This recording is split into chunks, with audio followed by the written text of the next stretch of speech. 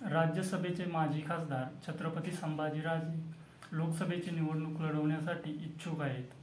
अद्याप त्यांनी आपला मतदारसंघ जाहीर केला नाही, तरीसुद्धा ते आपलं होम ग्राउंड म्हणजेच कोल्हापूर लोकसभा मतदारसंघ इथून लोकसभेची निवडणूक लढवतील अशी सध्या तरी शक्यता आहे. कारण पत्रकारांशी बोलताना त्यांनी मी लोकसभा निवडणूक लढवण्यासाठी इच्छुक आहे व 2009 साली झालेली पराभवाची जखम अजूनही विसरलेलो नाही असे उद्गार काढले होते.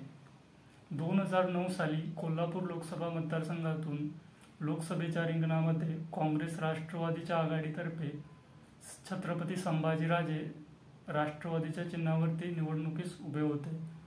तर त्यांच्या विरोधात अपक्ष उमेदवार स्वर्गीय सदाशिवराव मंडलिक साहेब उभे होते. या निवडणुकीमध्ये छत्रपती संभाजीराजेंचा पराभव झाला होता आणि याच पराभवाची सल अजूनही संभाजीराजेंच्या मनामध्ये कायम आहे. जागा वाटपाच्या जुन्या फॉर्म्युलानुसार ही जागा शिवसेना भाजप युतीमार्फत शिवसेनेच्या ताब्यात होती, तर काँग्रेस राष्ट्रवादीतर्फे ही जागा राष्ट्रवादीच्या ताब्यात होती.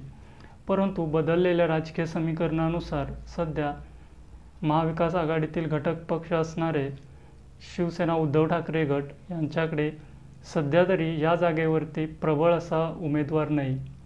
तसेच अजितदादांनी बंड केल्यानंतर राष्ट्रवादी शरद पवार गटाची बाजू देखील या लोकसभा मतदारसंघामध्ये कमकुवत झालेली आहे. अशा परिस्थितीमध्ये महाविकास आघाडीची संपूर्ण भिस्त ही काँग्रेसचे माजी मंत्री व विधान परिषदेचे आमदार सतेज पाटील व आमदार PN पाटील यांच्यावरती आहे. या जागेवरती महाविकास आघाडीकडून एक नवीन पर्याय दिला जाऊ शकतो. तो पर्याय म्हणजे इथून छत्रपती संभाजीराजे अपक्ष म्हणून उभे राहतील व महाविकास आघाडीतील कुठलाही पक्ष त्यांना विरोध करणार नाही. महाविकास आघाडीतील सर्व घटक पक्ष त्यांना सहकार्य करतील. जर इथून छत्रपती संभाजीराजे अपक्ष म्हणून उभे राहिले तर त्यांच्या नावावरती महाविकास आघाडीतील सर्व पक्षांकडून सहमती मिळू शकते.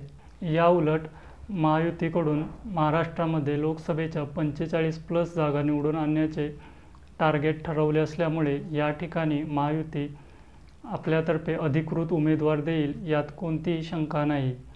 या मतदारसंघामध्ये सध्याचे विद्यमान खासदार असणारे श्री संजय मंडलिक यांना परत उमेदवारी मिळण्याची शक्यता आहे. संजय मंडलिक हे माजी खासदार स्वर्गीय सदाशिवराव मंडलिक यांचे पुत्र आहेत व याच सदाशिवराव मंडलिकांनी 2009च्या निवडणुकीमध्ये छत्रपती संभाजीराजेंचा पराभव केला होता. महायुतीतर्फे उमेदवार कोणी जरी असला तरी संभाजीराजेंसाठी ही निवडणूक सोपी असणार नाही. कारण सध्या महायुतीकडे विद्यमान खासदार संजय मंडलिक, पालकमंत्री हसन मुश्रीफ, राज्यसभेचे खासदार धनंजय महाडिक व त्यांचा परिवार, आमदार प्रकाश आंबिटकर, आमदार राजेश पाटील, माजी आमदार व राज्य नियोजन आयोगाचे कार्यकारी अध्यक्ष असणारे राजेश क्षीरसागर अशी महायुतीकडे दिग्गज नेत्यांची फौज सध्या तैनात आहे. तर छत्रपती शाहूंचा वारसा, पुरोगामी विचारांचे पाठबळ तसेच काँग्रेसचे नेते, माजी मंत्री व सध्याचे विधान परिषदेचे आमदार सतेज पाटील यांची भक्कम साथ हे छत्रपती संभाजीराजेंच्या जमेच्या बाजू आहेत.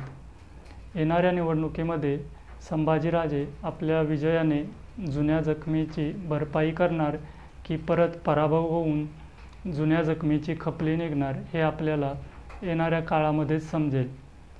सध्या या व्हिडिओमध्ये इथंच थांबतो. धन्यवाद.